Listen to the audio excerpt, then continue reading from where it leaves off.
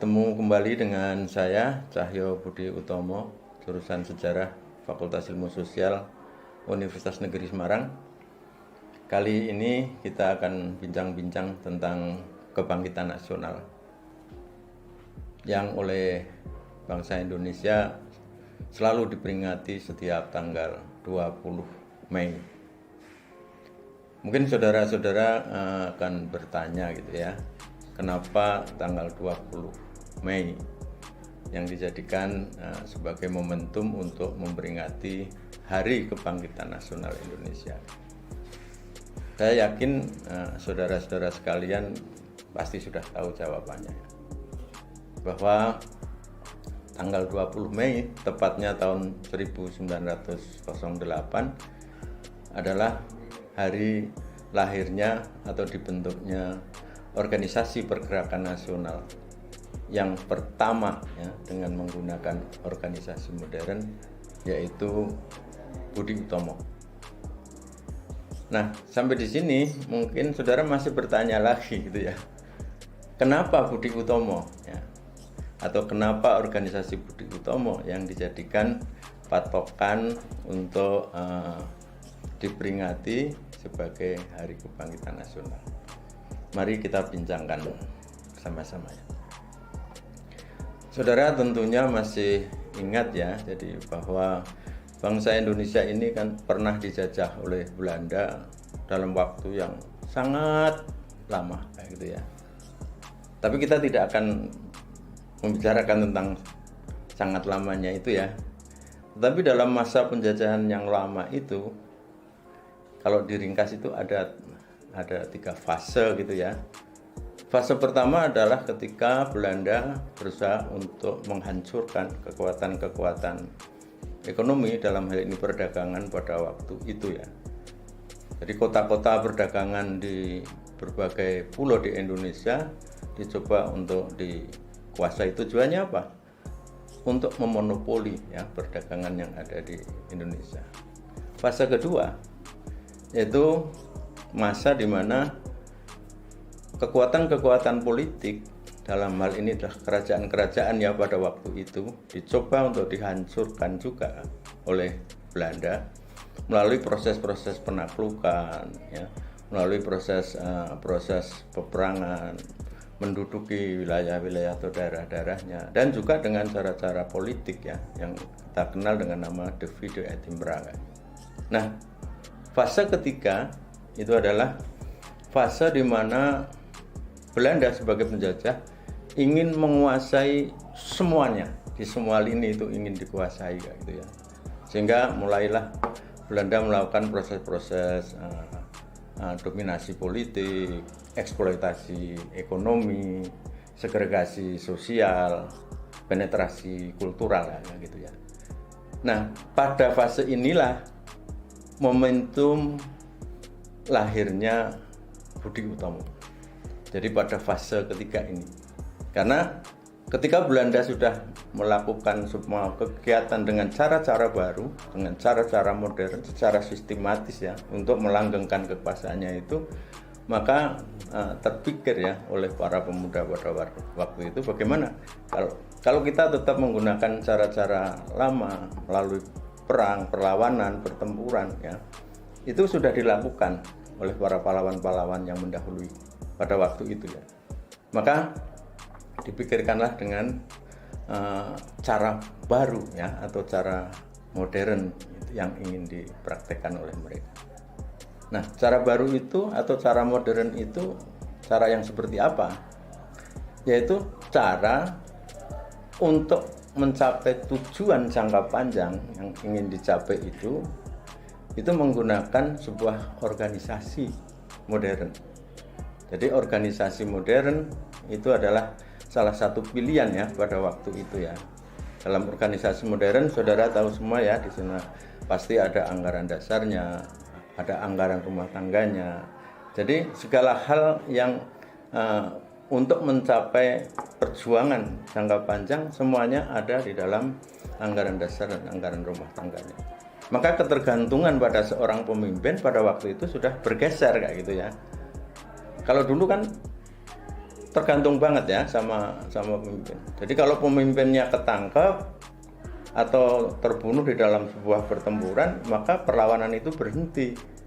Nah, dengan adanya organisasi modern, hal-hal yang seperti itu bisa dihindari. Jadi tidak tergantung dari satu orang, tapi bergantung pada banyak orang secara bersama-sama yang ada dalam sebuah organisasi baru. Nah, itulah ya keunggulan atau kelebihan dari Budi Utomo, momentum untuk menggunakan cara baru, sebuah organisasi yang modern dalam rangka untuk mencapai tujuan jangka panjang yang berguna atau bermanfaat bagi masyarakat banyak, gitu ya. Kan tujuan dari Budi Utomo itu adalah meningkatkan derajat ya, meningkatkan harkat dan martabat dari bangsa. Pada waktu itu istilahnya masih Hindia Belanda atau bangsa Belanda gitu ya. Nah, ini jadi momentum inilah yang diambil oleh organisasi yang bernama Budi Utomo itu. Maka ya layak saja Budi Utomo kelahirannya itu kemudian dijadikan momentum peringatan bagi kebangkitan nasional Indonesia. Budi Utomo waktu itu telah mengambil momen itu yang sangat luar biasa itu ya. Jadi kalau menurut sarjana sejarah dari Jepang Nakazumi itu dia menyebutnya bahwa Budi Utomo telah memerankan sebagai katalisator ya dari kehendak atau aspirasi rakyat yang sebenarnya sudah ada, tetapi dia menunggu ya. Nah, ketika Budi Utomo lahir, maka mereka kemudian segera bergabung ya di dalam organisasi itu. Sartono menyebutnya bahwa Budi Utomo itu adalah pelopor ya. Sebagai pelopor itu yang pertama kayak itu, yang kemudian diikuti oleh yang lainnya ya. Jejaknya itu diikuti kayak gitu ya. Sedangkan Soekarno itu menyebutnya itu bahwa kelahiran Budi Utomo itu diumpamakan seperti sebuah mata air kayak gitu. Mata air yang meskipun kecil, dia itu selalu mengalirkan air ya, yang air itu lama-lama terkumpul menjadi besar dan menjadi sungai-sungai ya, kecil mungkin kayak gitu ya. Tetapi dari aliran sungai itulah ya, dari sungai aliran yang tumbuh karena Budi Utomo itu, kemudian diikuti oleh aliran-aliran lain yang bergabung di situ sehingga menjadi sungai besar yang airnya menjadi semakin deras gitu ya. Terus semakin besar menuju ke laut ya, menuju ke tujuan yang dicita-citakan, tujuan yang mereka inginkan gitu ya. Demikianlah saudara sekalian ya. Jadi saya rasa kenapa Budi Utomo kita sudah membincangkannya gitu ya. Kemudian pertanyaan berikutnya kan kayak gitu ya. Saudara pasti bertanya, lalu sejak kapan sebenarnya ya momentum lahirnya Budi Utomo dijadikan atau diperingati dan dirayakan sebagai hari besar atau hari kebangkitan nasional atau kebangkitan bangsa Indonesia gitu.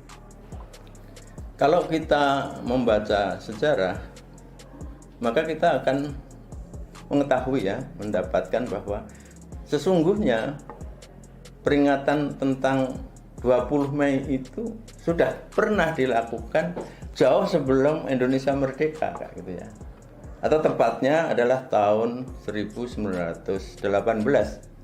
Waktu itu pelajar-pelajar Indonesia, bukan di Indonesia, tapi di Belanda atau di Nederland sana, para pelajar Indonesia yang terdiri dari pemuda-pemuda kita dari tanah air ya, dari tanah air, tidak hanya di Jawa tapi juga dari Sumatera, dari Sulawesi dan seterusnya gitu ya.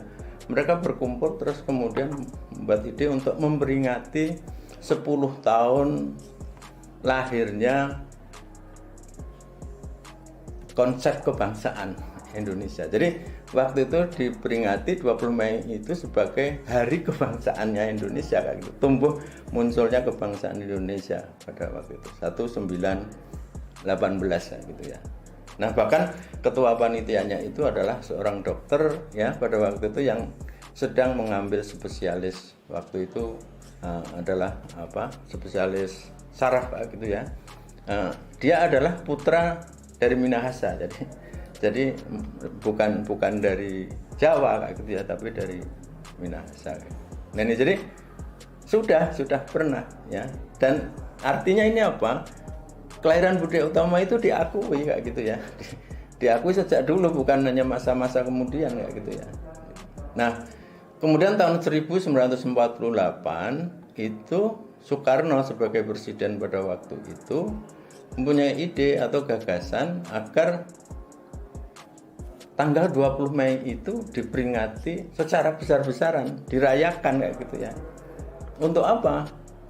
Nah kalau kita melihat konteks tahun 1948, pada waktu itu kalau orang sekarang mengatakan Soekarno itu sedang galau kayak gitu ya. Baru saja tahun 47 bulan Juli Belanda menyerbu yang disebut sebagai agresi militer yang pertama, dan Republik Indonesia yang baru itu kemudian wilayahnya diduduki oleh Belanda kayak gitu ya, menjadi berkurang. Dan itu suatu hal yang sangat mengancam ya, suatu yang bahaya kayak gitu ya. Dan bahaya itu ternyata juga muncul tidak hanya dari Belanda tapi juga dari internal ya, atau dari bangsa Indonesia sendiri kayak gitu ya. Persatuan waktu itu terpecah belah karena kepentingan-kepentingan dari kelompok atau golongan-golongan itu ya. Saudara kalau baca sejarah mungkin akan tahu ya, jadi tidak sekedar perpecahan saja, tapi juga memang dalam bentuk yang nyata, ada perlawanan, pemberontakan kayak gitu ya pada waktu itu. Nah Soekarno berpikir gimana nih caranya kita dalam suasana yang genting ini menyatukan kekuatan kita, terutama untuk menghadapi Belanda kayak gitu ya. Maka dia membutuhkan sebuah simbol ya, simbol yang bisa diterima oleh rakyat Indonesia dan kemudian menjadikan mereka itu merekatkan kembali persatuan pada waktu itu. Maka dianjurkannya pada waktu itu bahwa mari kita peringati bersama-sama kayak gitu Hari Kebangunan Bangsa Indonesia, Hari Kebangkitan Bangsa Indonesia, tanggal 20 Mei itu ya. Nah itu ditetapkan atau dinyatakan itu pada waktu itu di Istana Negara di Yogyakarta oleh Soekarno pada waktu itu. Dan hebatnya anjuran ini diikuti, ditaati ya, dituruti oleh semua kelompok ya, semua golongan, sehingga pada waktu itu peringatan 20 Mei sebagai Hari Kebangunan Nasional, Hari Kebangkitan Nasional pada waktu itu dirayakan ya secara besar-besaran oleh semua kelompok, semua golongan dari bangsa Indonesia. Jadi konteksnya pada waktu itu adalah dalam rangka untuk mempersatukan, mempererat persatuan yang dulunya sudah dicapai oleh bangsa Indonesia itu yang kemudian mulai muncul pecah kayak begitu ya. Nah tema tentang peringatan Hari Kebangkitan Nasional ini tentu bisa berganti-ganti, berubah-ubah ya. Jadi konteksnya atau tema-temanya yang seperti itu. Nah sehingga sejak itulah kemudian 20 Mei itu menjadi Hari Kebangkitan Nasional dan selalu diperingati oleh bangsa Indonesia. Saudara sekalian, selamat memperingati dan merayakan Hari Kebangkitan Nasional tahun 2022, dan semoga bangsa Indonesia terus mempererat persatuan dan bangsa Indonesia menjadi semakin jaya dan menjadi semakin kuat, tangguh ya, dan maju, merdeka. Assalamualaikum warahmatullahi wabarakatuh.